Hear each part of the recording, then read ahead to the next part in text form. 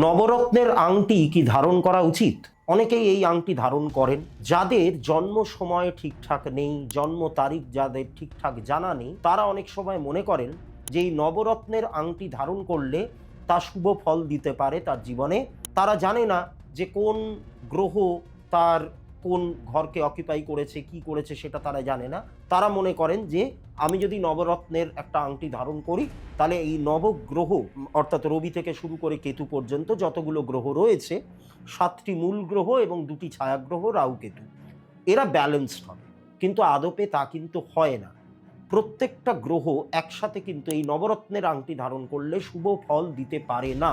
জন্ম সময়, জন্ম তারিখ এগুলো অনেকেরই একটু ডিসপিউটেড থাকে, বিশেষ করে যারা একটুখানি প্রবীণ ব্যক্তি, আগেকার দিনের যারা মানুষ, তাদের ক্ষেত্রে এই জিনিসটা আরও বেশি হয়। তাহলে আপনারা কি করবেন? আপনাদেরকে যেটা করতে হবে সেটা হচ্ছে নবগ্রহের প্রণাম মন্ত্র। নবগ্রহের প্রণাম মন্ত্র যদি আপনারা জপ করেন এবং এই নবগ্রহ অনুযায়ী যে সমস্ত দান সামগ্রী রয়েছে সেগুলো যদি আপনারা সাধ্যমতো দান করেন, তাহলে কিন্তু আপনাদের ভালো হবে এবং নবগ্রহও কিন্তু আপনাদের জন্মছকে ব্যালেন্সড হবে।